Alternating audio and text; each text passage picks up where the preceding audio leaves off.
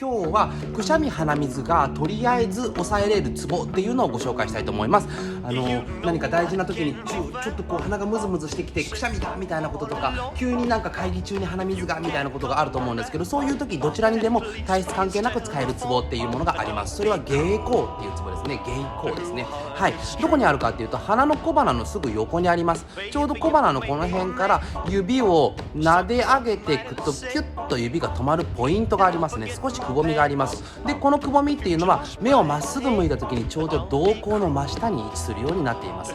このツボを人差し指の腹で、だいたい10秒から30秒ぐらいかなと思います。こうぐるぐる円を描くような感じで、押してもらうといいと思います。でこの時に刺激が押した刺激っていうものがまっすぐ入るよりかは若干鼻の方、こっちの方に寄るようにして押すと、効果的です。なのでぜひお試しください。バイバイ。